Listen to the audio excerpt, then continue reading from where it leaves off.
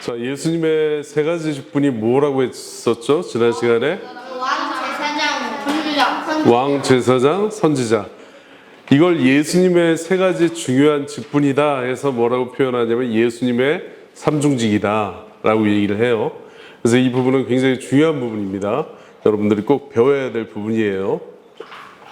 그래서 지난주에 우리 그 삼중직 중에 세 가지 중요한 직분 중에 첫 번째로 선지자 직분을 배웠어요. 그죠?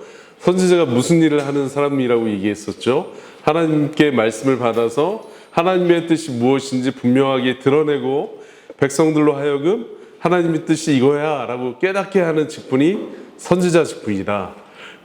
그래서 선지자 직분은 하나님께 나가서 그 말씀을 받아서 이스라엘 백성들 가운데 나왔던 직분이에요.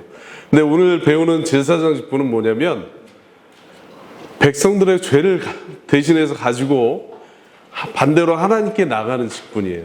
그래서 선지자는 하나님께 받아서 백성들에게 나왔다. 제사장은 백성들의 죄를 가지고 하나님 앞에 나왔다. 이 차이가 있습니다. 근데 오늘 그 예수님께서도 이 제사장 직분을 행하셨다. 그래서 이 땅에서 뿐만 아니라 지금도 제사장 직분을 행하고 계시는데 하나님께 드리는 그 제사장, 우리가 구약에 보면 최초의 제사장이 누구죠? 아는 사람? 제1대 제사장, 모세 옆에 있던 네. 아론이 제1대 제사장이에요. 근데 제사장들은 하나님께서 명하신 규례대로, 율법에 나와 있는 대로 제사를 드렸어요. 백성들의 죄를 사하기 위해서. 왜냐하면 하나님께서는 죄를 너무나도 미워하시는 분이시기 때문에 그 하나님의 공의라고 하거든요. 거룩하시고 공의로우셔서 죄를 그냥 그래 너 죄가 있는데 그냥 덮어줄게 이러고 그냥 지나가실 수 있는 분이 아니에요. 그렇기 때문에 우리들의 죄를 위해서 그 죄를 그 제물 짐승들을 하나님이 정하신 그 규례대로 짐승을 각을 뜨고 피를 다 빼서 하나님 앞에 이제 제물로 드리는 거예요. 안수하고 우리에게 백성들의 죄를 짐승의 머리 위에 안수한 다음에 하나님께 나가는 거예요. 그러면 하나님께서 그것을 통해서 이제 예수님을 예표하는 그 행위인데 그것을 통해서 죄를 용서하신다라는 부분을 이제 드러내는 거예요. 근데 이 인간 제사장들은 한계가 있었어요. 지난번에 선지자도 그랬지만 인간 제사장들은 계속적으로 제사를 계속적으로 매년 또 절기마다 하나님이 정하신 때 계속적으로 제사를 드려야 했어요. 그죠? 그래서 매번 제물이 필요했고 매번 하나님 앞에 그 정말 엄숙한 제사를 드리는 행위들을 계속 했던 거예요. 근데 우리 예수님은 히브리서에 보면 뭐라고 되어 있냐면 단번에. 오늘 소요리문답 한번 읽어볼까요? 다시 답을 시작. 그리스도께서는 자신을 단번에 제물로 드려 하나님의 공의를 만족시키셔서 우리를 하나님과 화해시키시고 우리를 위해 끊임없이 중보하심으로써 제사장의 직분을 행하십니다. 자신을 제물로 드리는데 단번에 드렸다. 그래서 예수님이 온전한 하나님께서 이전에 제물들 짐승들을 통한 제사는 아주 그 순간적인 만족이셨던 거예요. 근데 예수님 자신을 제사장으로서 예수님 자신이 참된 대제사장일 뿐 아니라 예수님 자신이 온전한 제물이 되셨다.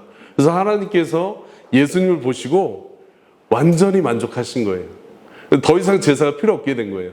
만약에 예수님이 오시지 않았다면 어떻게 됐을까요? 여러분하고 저는 지금도 여전히 짐승을 잡아서 각을 뜨고 피를 쏟은 다음에 하나님 앞에 드렸을 거예요. 제사를 반복해서 지금도 계속 드리고 있었을 거예요.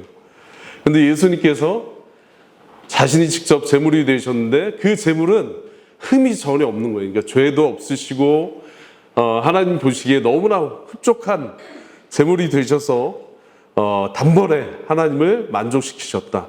그리고 또한 영원히 만족시키셨다. 그래서 예수님 이외에 제사가 없는 거예요. 우리는 그냥 하나님을 예배하러 자유롭게 나올 뿐인 것이죠.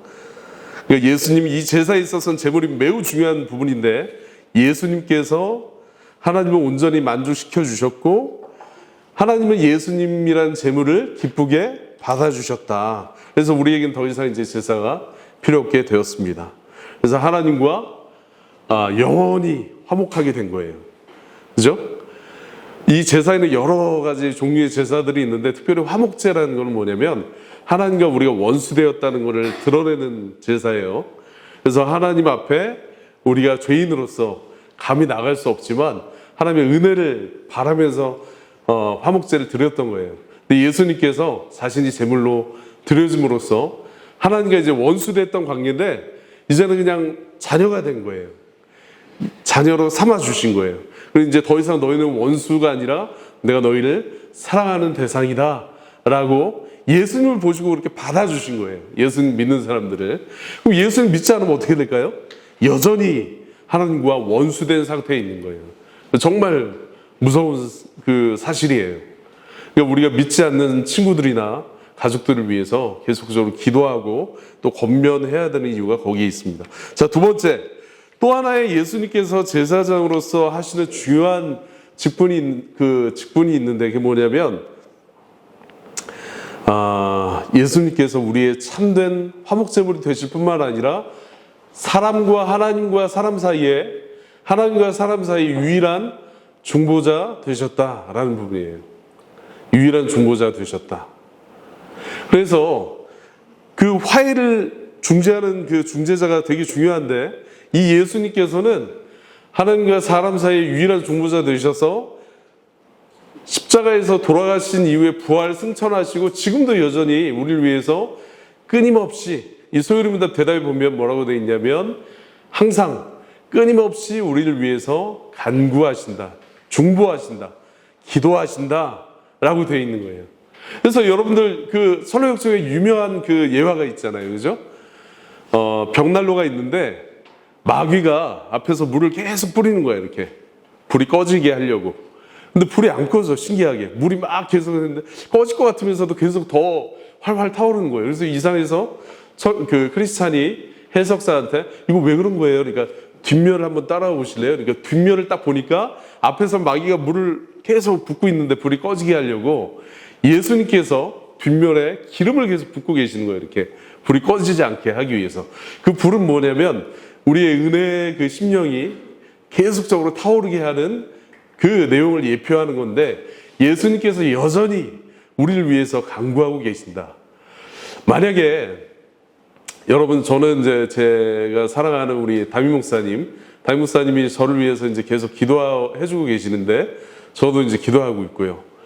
그것도 굉장히 큰 힘이 되죠. 그런 이제 기도의 내용을 듣거나 내가 너를 위해서 기도하고 있다. 이거 되게 그 영적으로 만족이 있고 유익이 되고 큰 힘이 됩니다. 그런데 모든 것의 주인 되시고 모든 것을 창조하시고 우리를 위해 자신의 목숨을 기꺼이 내주신 그 예수님께서 하나님께서 우리를 위해서 간구하고 계신다라는 부분은 그 다른 누구가 기도하는 것과는 비교조차 할 수 없는 거예요. 성자 하나님께서 우리를 위해서 기도하고 계신다는 거예요. 우리의 영혼이 격길로 빠지지 않고 죄에 넘어지지 않고 은혜가 사그라들지 않도록 계속적으로 그 구원의 좁은 길을 경주할 수 있도록 힘을 북돋우기 위해서 영적으로 더 성화될 수 있도록 더 진보될 수 있도록 예수님께서 계속적으로 기도하고 계신다. 오늘 그 소요리문답의 대답은 이 부분을 이렇게 표현하고 있습니다. 예수님께서 제사장으로서 끊임없이 기도하고 계신다. 얼마나 위로가 되는 말씀이에요. 만약에 제가 우리 사랑하는 가온을 위해서 기도하는 것도 가온이한테는 큰 힘이 될 거예요. 그렇지만 저보다 훨씬 비교조차 할 수 없는 그 위대하신 분이 가온이를 생각하시고 가온이의 영혼을 위해서 기도하고 계신다. 얼마나 놀라운 사실이에요. 그죠? 위로가 되는 사실이잖아요. 하나님이 직접 너를 위해서 기도하고 계시는 거예요. 이게 정말 우리에게 큰 힘이 되는 부분입니다. 그리고 예수님의 기도는 우리의 기도하고 또 차원이 달라요. 이게 뭐냐면 예수님의 기도는 실제적이고 효과가 있어요. 효력이 있어요. 예수님께서 그 기도하시고 작성하시는 부분은 반드시 이루어진다는 측면에서 예수님의 기도는 확실하고 효과적이고 실제적이다. 그 예수님께서 우리의 영혼을 위해서 기도한다는 것은 우리 영혼이 얼마나 안전한가라는 사실을 이 예수님의 제사장직을 통해서 볼 수 있는 거예요. 그래서 이 예수님께서 우리를 위해서 세 가지 직분을 행하시는데 한번 따라해 볼까요, 여러분? 예수님께서는 우리를 위해서 이 땅에 사시는 동안 또 하늘에 올라가셔서 우리의 영적인 유익을 위해 모든 것을 행하고 계신다 라는 부분이에요. 마지막으로 우리가 이 예수님의 삼중직을 어떤 사람도 이렇게 물어보는 사람도 있어요. 예수님의 십자가 구원만 알면 되지 않나요? 예수님께서 우리 죄를 대신해서 대속하신 것만 알면 되지 않나요? 굳이 삼중직을 배울 필요가 있을까요? 라고 이렇게 물어보는 사람도 있어요. 그럼 저는 이렇게 대답을 해드릴게요. 예수님에 대해서 우리가 누군가를 사랑하려면 대상에 대해서 알고 있어야 돼요. 그죠? 내가 만약에 가희를 사랑한다. 그럼 가희가 누군지를 알아야 될 거 아니에요. 그죠? 그냥 갑자기 생뚱맞게 가희를 딱 보자마자 난 가희를 사랑해. 근데 뭘 알고 사랑해요? 가희에 대해 내가 뭘 알고 있어요? 아무것도 모르는데.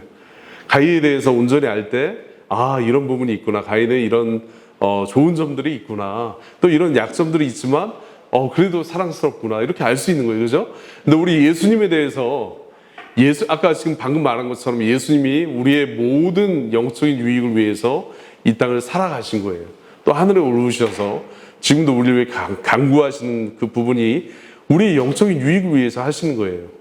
그리고 우리가 예수님을 사랑하려면 예수님이 어떤 일을 행하셨는지, 예수님이 누구신지, 예수님이 행하신 일의 효과가 무엇인지 이런 것들을 배워야 되는 거예요. 그래서 예수님의 삶 하나하나는 다 어느 하나 빼놓지 않고 다 중요하다. 중요하지 않은 것이 없다라는 부분이라고 답변을 드리고 싶습니다. 다음 주에는 우리 예수님의 삼중직 중에 왕의 직분에 대해서 배우도록 하겠습니다. 기도하겠습니다.